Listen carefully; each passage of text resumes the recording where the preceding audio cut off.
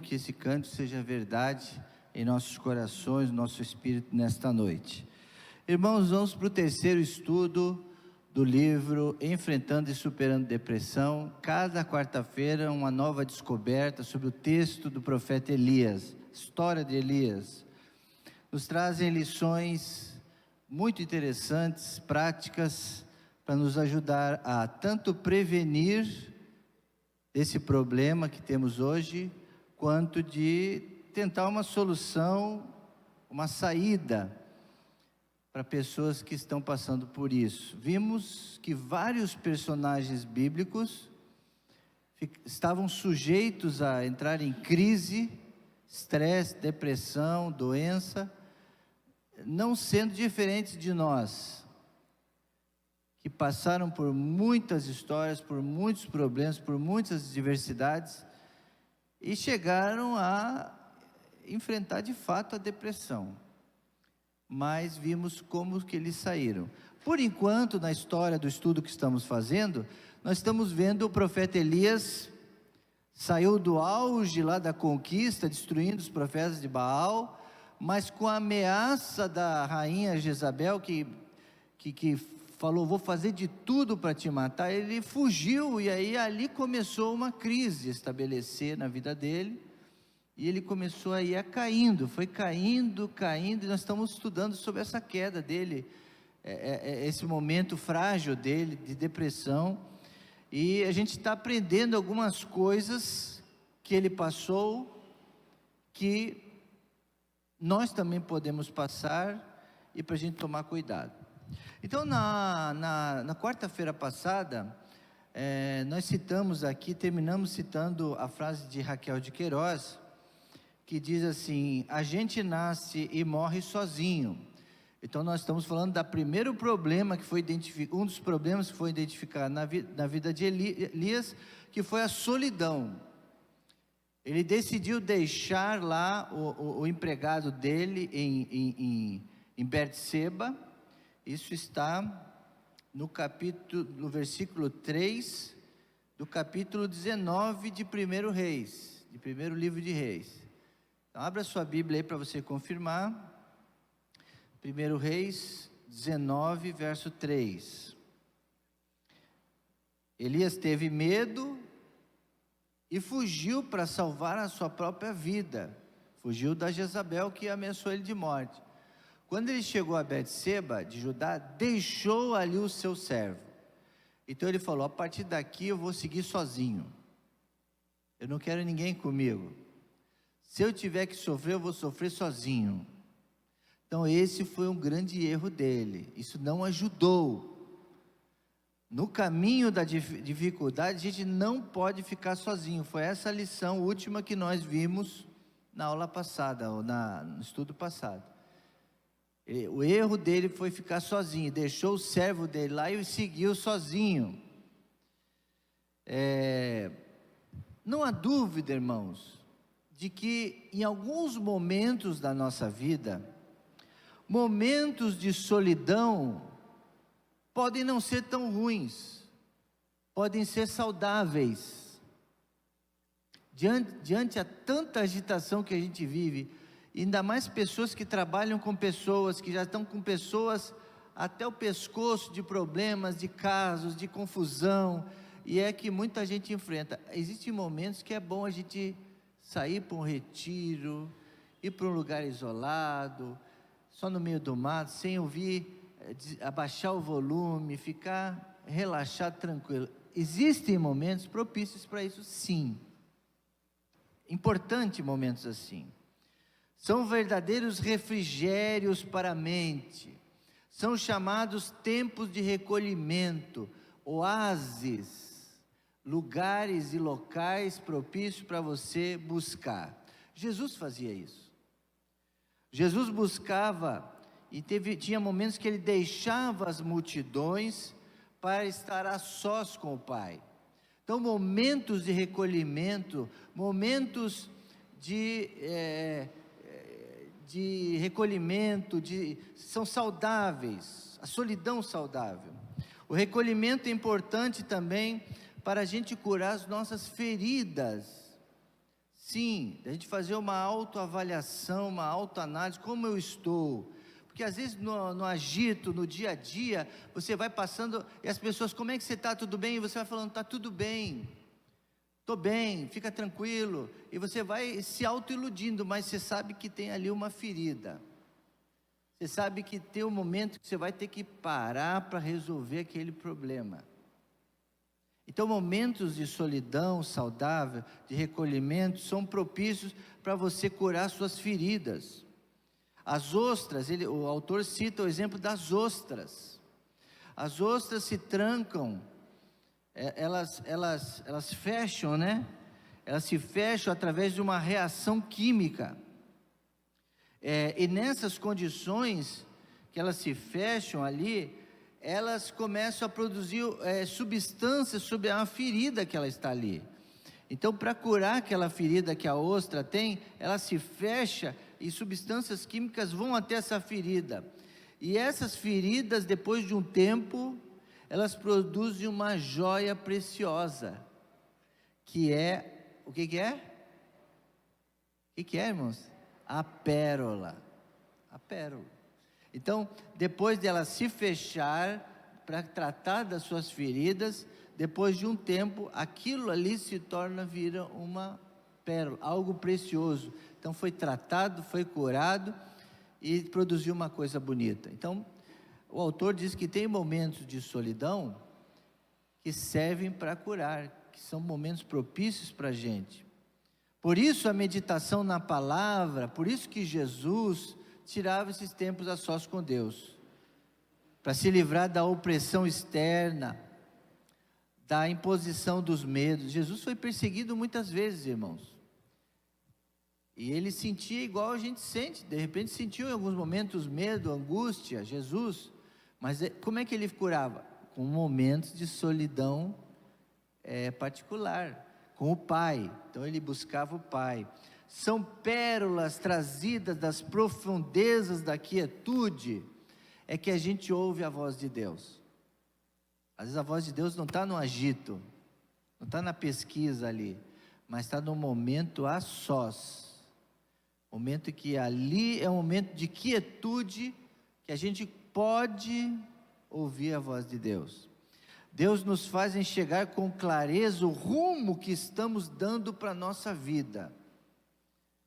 E é verdade, irmãos, às vezes no momento, a gente tem a nossa agenda, nós estamos tendo que fazer um monte de coisa, a gente não para pensar, não para planejar, como é que está a minha vida, como é que está essa situação,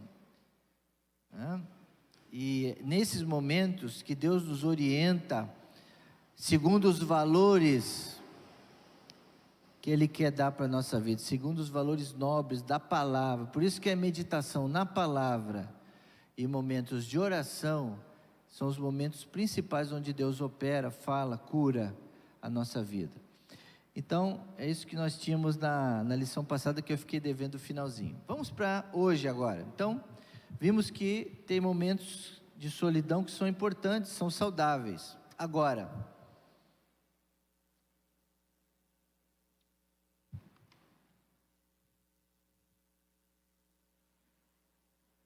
a Bíblia diz aí que Elias seguiu sozinho, deixou o seu moço, em algumas traduções está servo, outra vez está moço, ele deixou ele lá. E diferente da solidão saudável que eu falei agora, existe uma coisa que prejudica muito, atrapalha e leva muita gente para depressão, uma das portas da depressão, é o estilo de vida individualista. O autor do livro, ele trabalha bastante esse tema aqui, da nosso tempo de hoje individualista. O que é isso? É muitas vezes a dificuldade que a pessoa tem de trabalhar em equipe. A dificuldade que algumas pessoas têm de participar de reuniões com outras pessoas. Ela é uma excelente líder, então a pessoa fala assim, se você der para ela fazer, ela vai fazer aquele negócio, mas ela faz sozinha, ela faz do jeito dela, ela não quer ninguém na equipe, porque ela prefere ela trabalhar sozinha. Isso aí se chama individualismo, isso é um problema. Tem pessoas que têm dificuldade de orar junto. Às vezes quando a gente pede, fique com quem está ao seu, ore com quem está ao seu lado aí, vamos fazer duplas, trios de oração. A pessoa tem dificuldade, ela prefere orar sozinha. E os casais, às vezes nem os casais oram juntos. Ora você aí que eu oro aqui. Então, são pessoas que têm tendência individualista. É um bloqueio em se doar. Ela não consegue se doar, ela tem bloqueio nisso. Ela tem aversão em compartilhar as coisas para os outros, tanto bênçãos quanto problemas. Então a pessoa, ela fala assim, eu fui abençoado. Mas por que você não dá o testemunho? Por que você não fala? Não, eu não vou falar não. Tem dificuldade. Isso é individualismo, isso é egoísmo, sabia disso? Porque a tua história, as tuas bênçãos podem inspirar outros. De que funciona a oração, de que a fé funciona. Então você é abençoado, não fala para ninguém. Eu não quero me mostrar, aparecer. Não é isso, é dar glórias a Deus por aquilo. Mas a pessoa fala assim, eu não vou compartilhar a bênção, e eu não vou compartilhar pedido de oração, porque Deus sabe, ninguém precisa saber. Então isso se chama individualismo. Isso é um problema, porque as pessoas que vão para a depressão, elas têm dificuldade de falar os seus problemas. É a aversão em compartilhar. É a droga do milênio. O autor fala da droga do milênio, que é a internet. A internet é uma bênção.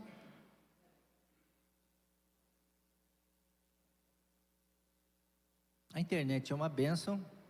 A gente faz muitas coisas, pagamentos, pesquisas, comunicação, tudo, né?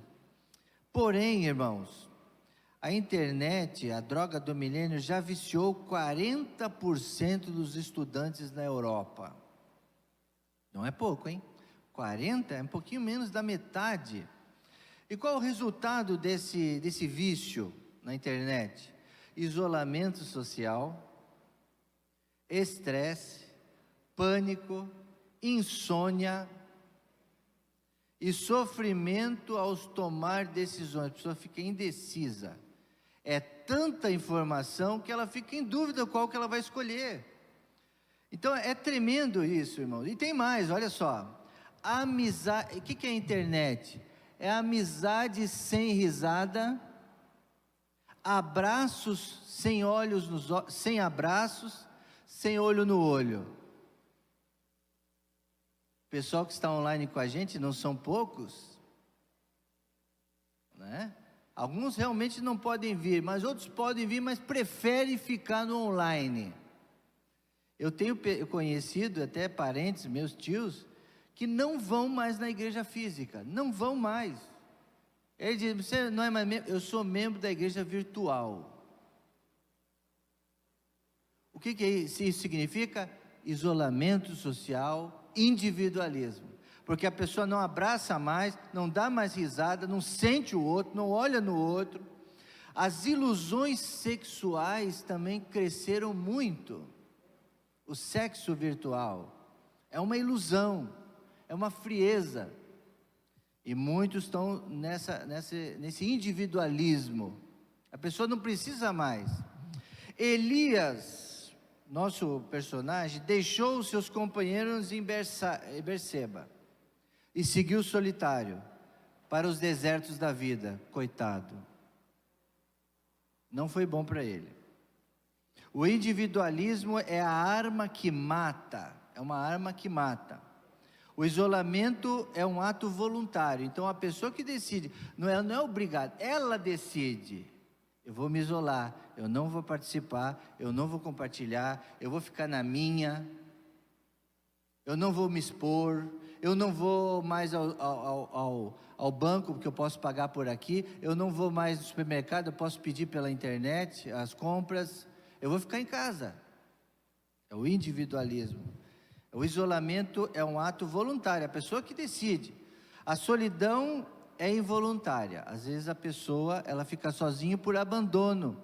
Os filhos abandonam, as pessoas abandonam, não ligam. A pessoa às vezes é levada a ficar a solidão. É triste. Simplesmente a solidão invade a alma. Invade a alma. Então o individualismo é um problema, é uma das portas. Quer ver outra porta que o autor fala, perigosa para entrar em depressão? É o abandono. Em 1 Reis 19, 10, vamos para o verso 10 aí. 1 Reis 19, 10, respondeu ele: tenho sido muito zeloso pelo Senhor, o Deus dos exércitos. Os filhos de Israel deixaram a tua aliança, derrubaram os teus altares e mataram os seus profetas à espada. Sou o único que sobrou. Essa tradução. Nessa minha tradução aqui, só eu fiquei só. E agora estão tentando matar-me também, tirar minha vida. Então ele se sentiu abandonado. Isso é triste também, irmãos. Elias aqui passou um misto, aqui nessa expressão, nesse jeito dele falar, apareceu aqui que ele estava se queixando. É um misto de nostalgia. Olha, eu era tão celebrado, as pessoas me procuravam, eu falava com poder, eu destruí os profetas de Baal, só que agora eu estou abandonado, ninguém mais lembra de mim, se esqueceram de mim, ficou decepcionado. Por isso ele falou desse jeito. Sobrar. Você já se sentiu que você sobrou? Se sentiu deixado para trás? Se sentiu o último? Tudo se foi, todo mundo se foi, simplesmente você sobrou, ficou por último, foi deixado para trás. Esse é o sentimento pesado, irmãos. Sentimento que pode ocasionar a depressão. Agora, o autor cita aqui alguns personagens e alguns textos bíblicos que nós vamos ver aqui esta noite. 3 em especial. Jó, capítulo 19, verso 19, é um bom exemplo de abandono. Jó 19, 19, um bom exemplo do abandono. Vamos ler. Tem como projetar? Jó 19, 19.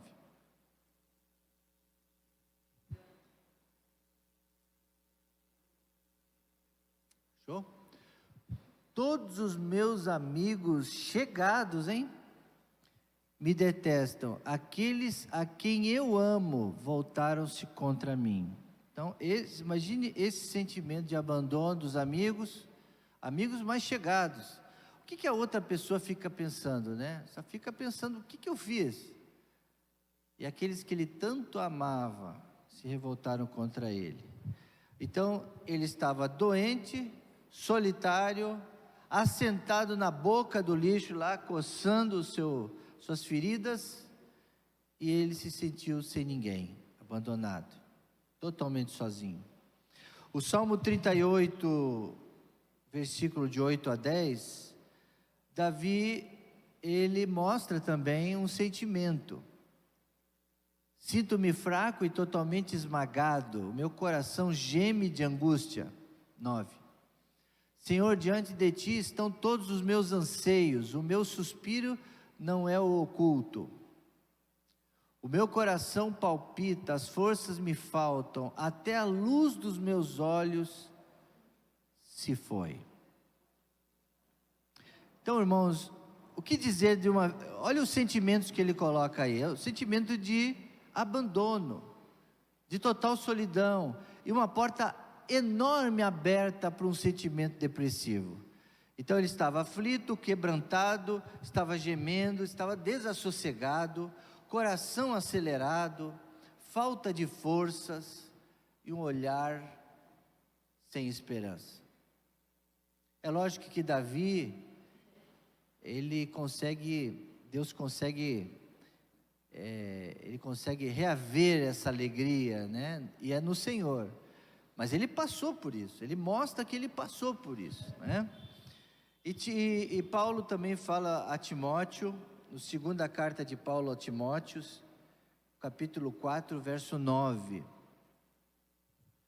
Paulo também expressa aqui o seu sentimento e diz: procura vir logo ao meu encontro, porque Demas, amando esse mundo, abandonou-me e foi para Tessalônica. Crescente foi para outro lugar e Tito foi para outro lugar. Próximo. Só Lucas está comigo, traga Marcos com você, porque me é muito útil no ministério. E agora, pula para o 16, por favor. Na minha primeira defesa, ninguém apareceu para me apoiar. Irmão, muitos pastores estão passando por isso aí, por isso que eles desistem do ministério. Não há apoio dos pastores, dos diáconos, da liderança. Os pastores não têm apoio, eles são abandonados aí.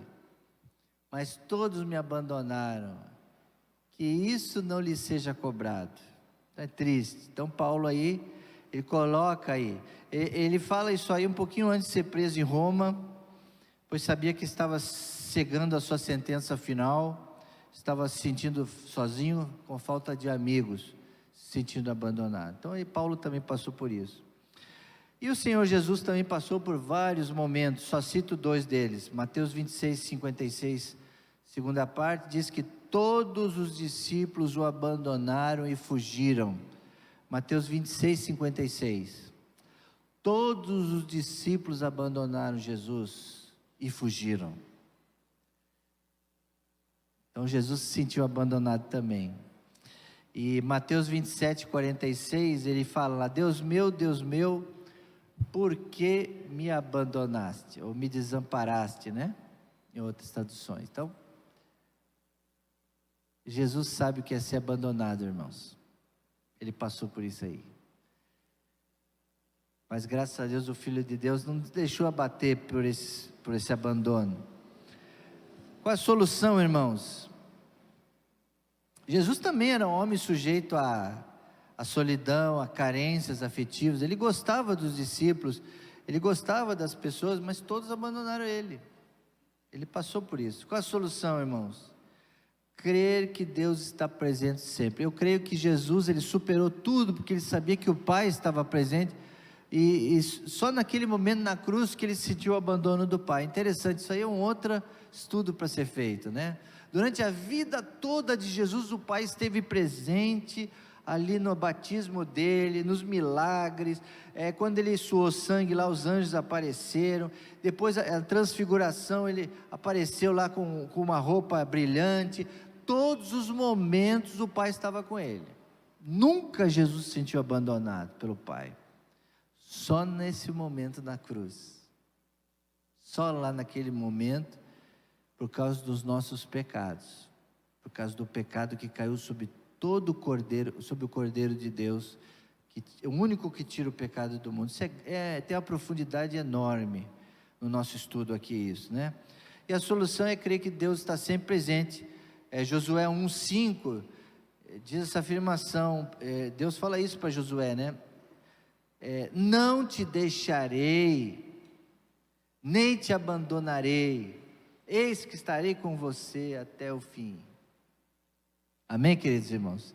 Então, para você que está aí com depressão, está pensando que você está abandonado, que você está sozinho, que ninguém te quer, ninguém te ama e tal, olha aí, nunca te deixarei e jamais te abandonarei. Que Deus conforte. Então, eu tenho isso dentro de mim, irmãos, eu não vou desistir nunca de nada. Pode vir, e às vezes vem doença, vem a injúria, traições, decepções, vem tudo, o mundo inteiro contra você. Mas eu vou dizer sempre, eu tenho a presença de Deus, que Ele não me abandonará e nem me deixará. E eu vou seguir em frente. Não deixarei nada, nem ninguém vir contra mim, dizer que eu estou sozinho, né? Até tem outro texto lá, não tem um salmo que fala assim, eu não estou lembrado qual é agora, que diz assim: ainda que uma mãe te abandone, né? Ainda que a profundezas do mar, e ali estarei com você. Ainda que a mãe abandone um filho, eu não te abandonarei. Tem até uma música, não tem? Se as ondas dessa vida fizerem destruir a tua fé, fazendo que duvides que em breve voltar, ainda que, pois ainda pareça. Não, depois, se você puder cantar aí, colocar um playback, aí a gente canta no final aí. Eu sei cantar esse playback aí. acho que é Não Me Esquecerei de Ti. Grupo Prisma, se eu não estou enganado. Bom, terminamos então falamos sobre solidão, falamos sobre individualismo, falamos sobre abandono. Agora vamos terminar falando sobre o isolamento. O isolamento, irmãos, é diferente do tempo de recolhimento. É diferente do tempo de recolhimento. O isolamento é a falta de um ombro para chorar. Você já se sentiu que você não tinha quem buscar?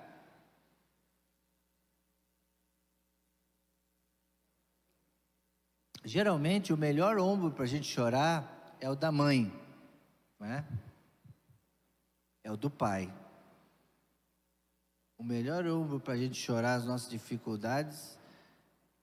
Agora, tem que ter um coração aberto, os pais têm que dar essa confiança para o filho, tem que dar essa abertura, essa confiança e tudo mais. Isso é uma construção de uma vida inteira, né? Dizem que o melhor ombro para chorar é o da mãe e do pai. A ausência de amigos para conversar é um outro problema. A carência de gente confiável. Isso tudo faz, quando a pessoa não encontra um ombro para chorar, quando a pessoa não encontra amigos para conversar, quando uma pessoa não encontra pessoas confiáveis, ela pode ficar isolada. A pior solidão é aquela que sentimos apesar da presença dos outros. Vou repetir. A pior solidão é aquela que sentimos mesmo quando estamos rodeados por um monte de pessoas. Mas como é que você se sente sozinho? Você tem um monte de pessoas aí com você? Mas não é. Mesmo a pessoa estando cercada de um monte ela pode se sentir sozinha. É o que acontece em muitas igrejas. A pessoa acha que só vir à igreja, sentar ali, participar de uma igreja, ela acha que ela está em comunhão. Não está.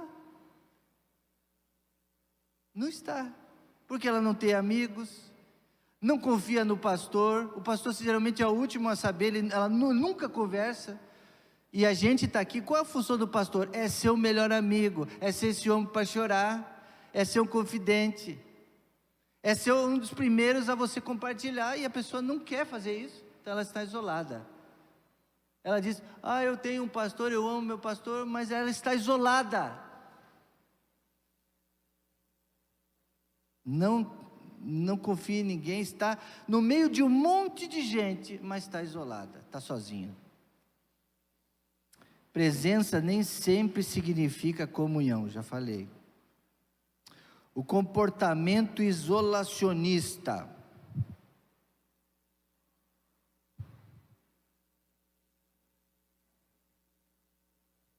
O autor, ele dá muitos exemplos interessantes aqui da vida moderna, né?